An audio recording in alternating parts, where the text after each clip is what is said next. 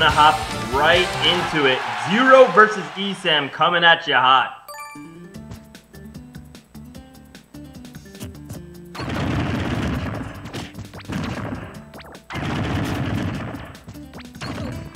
What is it about this sandbag where we just love rocking them with multi-hit moves? Anybody else do that? Because I definitely do that all the time.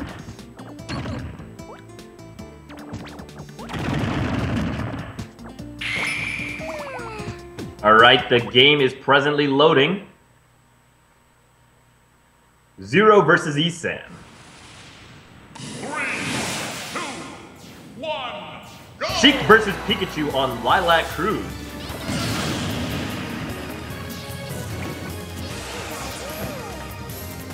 Now, Lilac Cruise is one of my personal favorite stages. I love the action going on in the background. I love the way the platforms are laid out. I love the tilting back and forth. And I love the way that ESAM's getting hype right now with these quick attack cancel approaches at the end of the stage. What a brave soul. He's trying to be the very best. But based on the way the bracket's currently looking, it means he's going to have to steal that title away from ZeRo in this pool.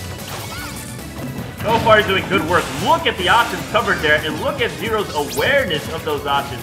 Picking pretty much only exactly what he could pick to not get completely destroyed out here by the pressure that ESAM's playing on.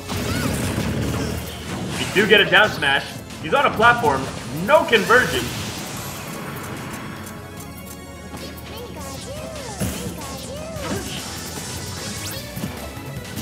ZeRo playing very safe. Takes one fair and runs.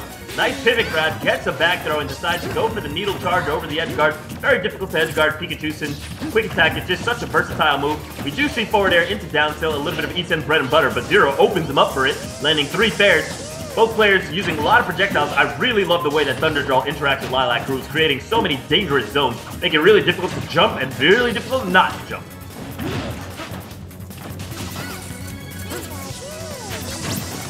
Of course, ZeRo's no slouch on controlling Sheik and moving around the stage. He's not taking too much damage from Thunder Jolts, but ESAM is using them to keep himself alive in the game and in control. Down smash. Can we get some conversion here? Not quite. I was looking maybe for a pivot F tilt there.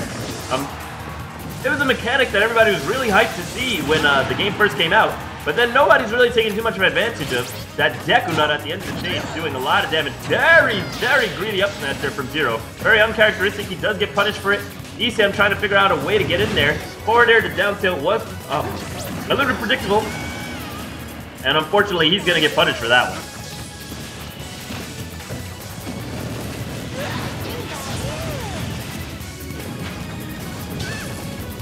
Right now, ZeRo up to stock, ESAM 87%.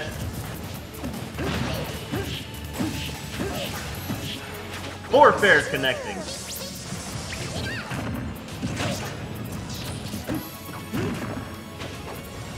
Sheik playing so raw right now, just sitting back, taking single hits which are virtually worth 20 to 25% apiece. I like the up air after his thunder. ESAM just so smart. As I mentioned before, he just does not waste any frames with his character. He understands I can squeeze this in here, and he will. He optimizes every single moment of his gameplay.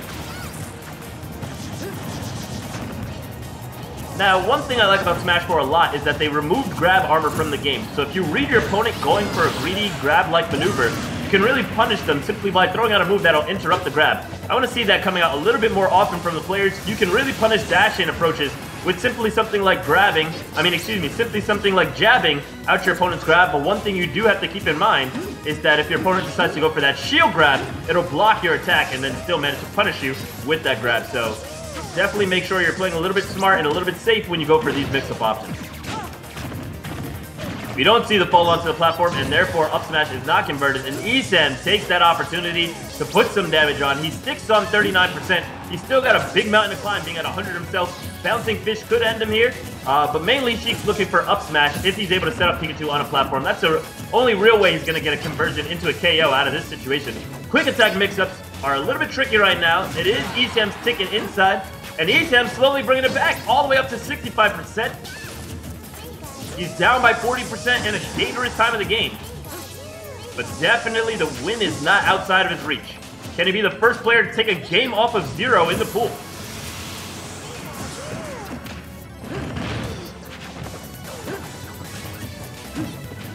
Now, ESAM is playing really smart and safe. One thing you have to recognize that the players are doing is once they get knocked into the air, they fall all the way off the stage. They respect the character's ability to juggle them. ESAM realizes, hey, if I try and land onto the stage into Sheik, Sheik is going to punish me. From the aggressive position, look how ZeRo stays underneath Pikachu because he realizes Pikachu must fall down and he has the advantage from this position. And he forces Pikachu to fall off the stage. By that same notion, Pikachu realizes, okay, Sheik's in the advantage here. I'm not going to fall back down into him. Instead, I'm going to fall off the stage and simply recover in a different way. Go back to the ledge, recover from the ledge, or make my way on from the ledge, or use quick attack to recover to the stage, not fall into Sheik. So you can see the high-level interactions there. They realize the nature of being an advantage in disadvantage, the nature of how you can't simply get free juggles on your opponent if your opponent intelligently simply falls away from the stage and goes for that edge instead. Definitely something you want to keep in mind there, something that ZeRo was able to capitalize very well and convert that back air into a kill on ESAM as he was going for that juggle, for that edge guard, and ultimately grabbing that stock. So far, ZeRo has not dropped a single game this pool. He's up right now 1-0 over ESAM, who is potentially not going to make it out of this pool if this keeps up.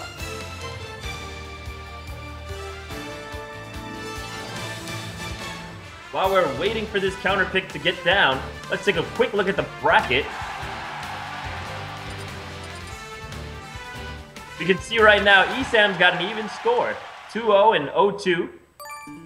Versus Mr. E and Zuko respectively. So right now he would really like to take even a single game.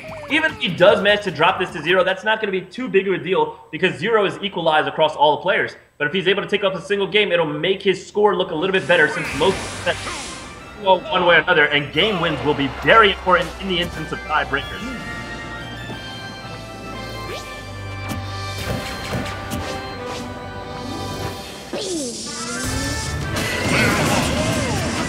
We're on Final Destination here, not nearly as quirky as Lilat, a lot more of a simple and clean game coming out, and ZeRo's right in there, gets a grab, doesn't manage to convert into a forward air, tries to get a cross-up roll, but these F-tilts are just getting ducked and dodged. Right now, Pikachu's trying to open him up, uses Thunder Jolt to zone off the area below and making it difficult for Sheik to land, and he's able to convert that into a huge string here.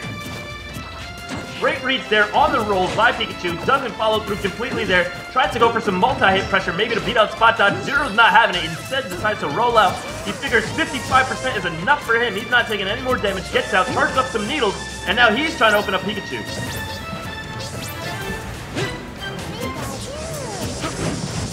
Both players dancing around each other, nobody's put on damage in the last 5 seconds. Needles coming out, trying to break that landing. Pikachu slow falls as to not fall into that trap. Now he's opened up Sheik again.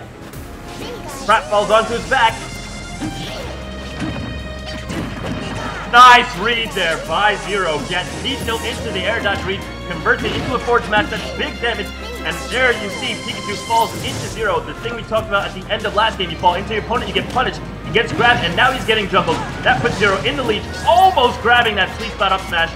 That would have been a KO, folks, but instead, we don't see that. Instead, we have a line where ZeRo gets a grab, goes for the Vanish mix-up. Weak up smash into neutral air will be a trade that ESAM is more than happy to take. Tries to get a retreating forward smash, but ZeRo's not approaching so recklessly. You see a full suite of needles right into Pikachu's ear. Thunder does not connect. Down throw.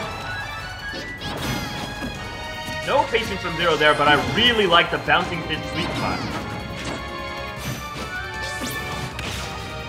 A little bit sloppy from both players. They're gonna have to clean this up. Up tilt, can he open him up? No, we do see ZeRo getting back down to the ground. Thunder whips just narrowly. Both players at very critical percents here. As you can see, even though a single needle is not going to do too much damage, it's really excellent because it'll pop Pikachu into the air, and that could potentially open up Sheik, if nothing else, just to grab some space. And right now, grabbing space is huge because getting hit across the stage is the difference between getting KO'd or surviving at the top corner. Right now, Sheik's in a really dangerous position. Nice bouncing fish tricks into a Vanish KO. What was that? ESAM answers right back with a rogue up smash. Shout out to Nakat.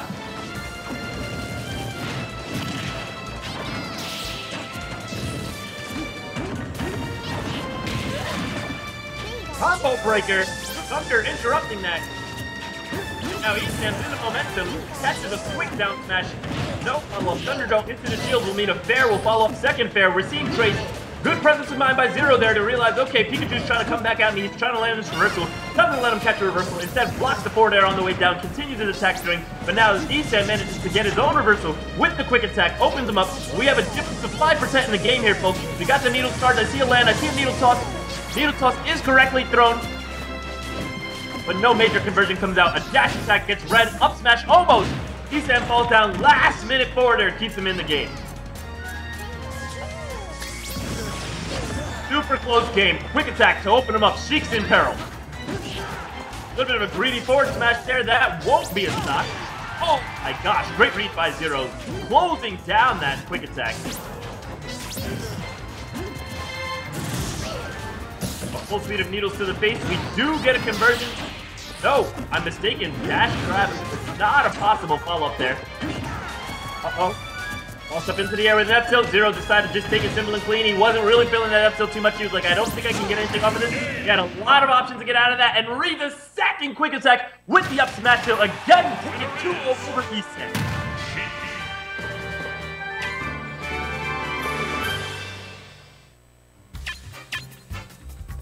Ninjaing his way into the top of the bracket. I believe at this point, ZeRo is guaranteed first